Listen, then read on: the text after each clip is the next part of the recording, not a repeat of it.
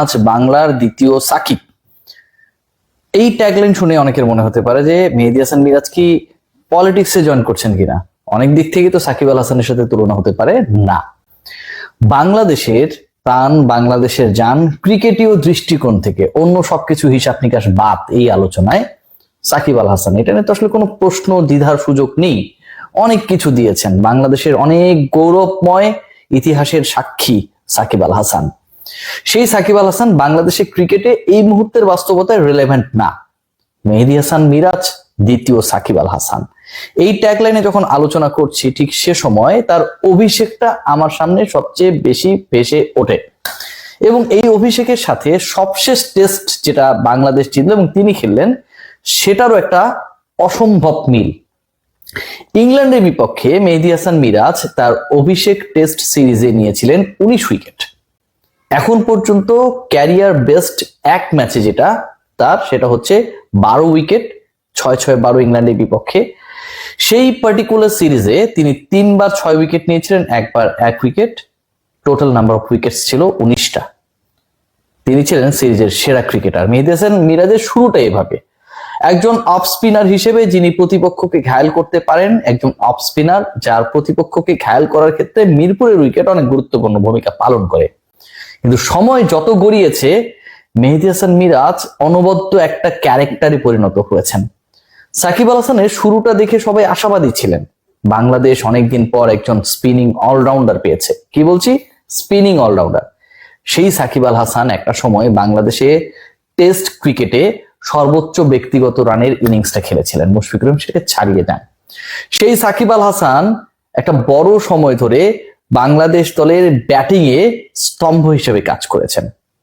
সেই সাকিব আল হাসান আজকে মেহেদী হাসান মিরাজ যেই ডাবলটার সাক্ষী হলেন, 200 উইকেট, 2000 রান। সাকিবের থেকে একটা একটা ম্যাচ কম খেলে আবার 2000 রান করে ফেলেছেন। সেই সাকিব আল হাসান সেই যাত্রা পথের সারথি ছিলেন। মেহেদী হাসান মিরাজ সেই একই পথে হাঁটছেন। খেয়াল করে দেখুন, বাংলাদেশের যত অনবদ্য জয়, ওই যে ইংল্যান্ডের বিপক্ষে বললাম, ইংল্যান্ডের বিপক্ষে বাংলাদেশ ঘরের মাঠে জিতেছে। মেহেদী হাসান মিরাজ তার অভিষেক টেস্ট খেলতে নেমে সিরিজের সেরা ক্রিকেটার এবং man of the match. Bangladesh দল এই মুহূর্তে দেয়ালে পিঠ ঠেকে গেছে জিম্বাবুয়ের বিপক্ষে। ভাই, আপনি জিম্বাবুয়েকে ছোট করতে পারেন না। বাংলাদেশকে প্রথম ম্যাচে 3 উইকেট হারিয়ে দিয়েছে তারা। সেই প্রথম ম্যাচটায় মেহেদী হাসান মিরাজ 5-5-10 উইকেট নিয়েছেন। দ্বিতীয় ম্যাচে ব্যাটিং করতে নেমেছে বাংলাদেশ। বাংলাদেশের যখন 7 উইকেট দ্রুত পড়ে গেছে, যখন আনএক্সপেক্টেডলি একটা ফল ডাউন হয়েছে, মেহেদী হাসান মিরাজ তাইজুল ইসলামের সাথে 63 রানে পার্টনারশিপ করেছেন। মেহেদী হাসান মিরাজ 9ম উইকেটে তানজিম সাকিবের সাথে 96 রানে পার্টনারশিপ করেছেন। তানজিম সাকিব যদি একটু তাড়াহুড়ো না করতেন, নিজের হাফ সেঞ্চুরি এবং পার্টনারশিপের সেঞ্চুরিটাও হয়ে যেত। দুজনের সাথে, তানজিম সাকিব এবং তাইজুলের সাথে মেহেদী হাসান মিরাজ এক করেছেন 159 রান। তিনি যখন শতক হাঁকিয়েছেন, ঠিক সেই সময়টায় সবচেয়ে বেশি টেনশনে ছিলেন আমার কাছে মনে হয় অপর প্রান্তের ব্যাটার হাসান মাহমুদ। কারণ যখন তিনি 99-এ 9 উইকেট পড়ে গেল, তখন তাকে আরো 5টা বল প্রতিপক্ষ স্পিনারে ফেস করতে হয়েছিল। যদি আউট হয়ে যেতেন, হাসান মাহমুদ কখনো নিজেকে ক্ষমা করতে পারতেন না। 97-এ সাউথ আফ্রিকার এগেইনস্টে টেস্টে আউট হওয়া মেহেদী হাসান মিরাজ এবার শতক তুলে নিয়েছেন। প্রতিপক্ষ ভারত, বাংলাদেশের প্রিয় প্রতিপক্ষ। বাংলাদেশের প্রিয় প্রতিপক্ষ ঠিক যখন কাতার ওয়ার্ল্ড কাপ চলছিল, বিশ্বকাপের বছরগুলোতেই তারা আসেন, খেলতে এলো 2022 সালে। মেহেদী হাসান মিরাজ 39 বলে 37 রানের শেষ উইকেটে মুস্তাফিজকে নিয়ে পার্টনারশিপ করে ভারতকে 1 উইকেটে হারিয়ে দিলেন। পরের ম্যাচে মাহমুদুল্লাহ রিয়াদের সাথে আরেকটা অনবদ্য পার্টনারশিপ, মেহেদী হাসান মিরাজ এবার 67 বলে শতক তুলে নিলেন, ভারতকে বাংলাদেশ হারিয়ে দিল। বাংলাদেশের প্রতিপক্ষ ইংল্যান্ড, এবং সেটা হচ্ছে টি-20-তে। মেহেদী হাসান মিরাজ 4 উইকেট নিলেন, 15 বলে 20 রান করলেন, ম্যান অফ দ্য ম্যাচ হয়ে গেলেন, বাংলাদেশ জিতে গেল। এই মেহেদী হাসান মিরাজকে যত ধরনের এক্সপেরিমেন্ট করা হয়েছে অ্যাকর্ডিং টু হিজ ব্যাটিং, কখনো মনে হয়েছে যে তিনি আসলে হিউজ টু না, পারবেন না, ছেড়ে দে মা, কেঁদে বাঁচি? বিশ্বকাপে তাকে যেভাবে বাজেভাবে ট্রিট করা হয়েছিল, বিভিন্ন অর্ডারে ব্যাটিং এ নামানো হয়েছিল, সেই মেহেদী হাসান মিরাজ শেষ পর্যন্ত প্রত্যেকটা জায়গায় চেষ্টা করেছেন তার প্রতিভার সাক্ষ্য রাখতে।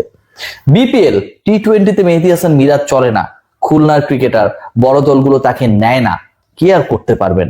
মেহেদী হাসান মিরাজ পুরো বিপিএল এর টুর্নামেন্টে সেরা ক্রিকেটার হয়ে গেলেন, যদিও তার দল ফাইনালে নেই।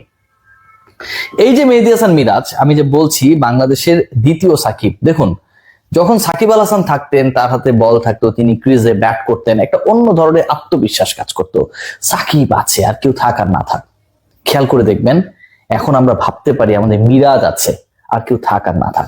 7 উইকেট পড়ে গেছে, মিরাজ কি আছে একটু খোঁজ খবর নাও, ক্রিক ইনফোতে স্কোর দেখো, ক্রিক বাজে স্কোর দেখো, কিংবা যদি সুযোগ থাকে টি স্পোর্টস অ্যাপে গিয়ে খেলাটা দেখে নেওয়ার চেষ্টা করো। হ্যাঁ, মিরাজ তো আছে, আরো 1-150 রান হবে, হতাশ হওয়ার কিছু নেই। সাকিব আল হাসান যখন ব্যাট করতেন, বাংলাদেশের যখন উইকেট 4টা-5টা পড়ে যেত, তখনও মানুষ স্বপ্ন দেখতো নিউজিল্যান্ড প্রতিপক্ষ, but don't worry, Shakib Al Hasan আছে তো জিতে যেতে পারে। এই যে একটা কম্পারিজনের জায়গা, এই যে একটা উন্নতির জায়গা, এই যে একজন সাকিবকে একজন মিরাজের ফলো করার জায়গা, এটাই ভাই মেহেদী হাসান মিরাজকে ভাবতে বাধ্য করিয়েছে আমাদের দ্বিতীয় সাকিব। বল হাতে মেহেদী হাসান মিরাজ দেখুন না, প্রথম টেস্টে 5-5 10 উইকেট নিয়েছেন, ব্যাট হাতে সফল হতে পারেন নাই। পরের টেস্টে শতক মারার পরও তার যেন সেই ক্ষুধা মিটে নাই পারফর্ম করার, তিনি 5 উইকেট ঠিকই নিয়েছেন, ম্যান অফ দ্য ম্যাচ হয়েছেন, সিরিজের সেরা ক্রিকেটার হয়েছেন। মেহেদী হাসান মিরাজ এমনই, আমার কাছে মনে হয় সাকিব আল হাসানের মতো হয়তো অতটা ক্যারিশম্যাটিক না, অতটা সুদর্শন না, অতটা বিজ্ঞাপন ফ্রেন্ডলি না, অতটা বিতর্কিত না, অতটা সাবলীল না, অতটা গাটসি না, বাট মেহেদী হাসান মিরাজ নিজে যা, অ্যাজ মেহেদী হাসান মিরাজ, সেটাই অনেক কিছু। লাস্ট 2 বছরে তার ব্যাটিং এভারেজ টেস্টে 38। মনে করতে পারেন অনেক ব্যাটারের এভারেজ তো 50+, 60-র কাছাকাছি। ভাই বাংলাদেশে ওরকম গ্রেট ক্রিকেটার নেই। যেই ক্রিকেটার নিয়মিত 7-8-এ ব্যাট করেন, তার এই যে এভারেজ, এই যে প্রতিপক্ষ যখনই চেপে ধরে সেখান থেকে দলকে উদ্ধার করার প্রবণতা, রাওয়ালপিন্ডির কথাই ভাবুন না কেন, সেখানটাও তিনি সিরিজের সেরা ক্রিকেটার, সেখানটাও তিনি 2 টেস্টে 10 উইকেট নেন, সেখানটাও তিনি কখনো মুশফিকের সাথে 77, লিটন কুমার দাসের সাথে 78 রানের ইনিংস খেলেন যখন বাংলাদেশ আন্ডার প্রেসার।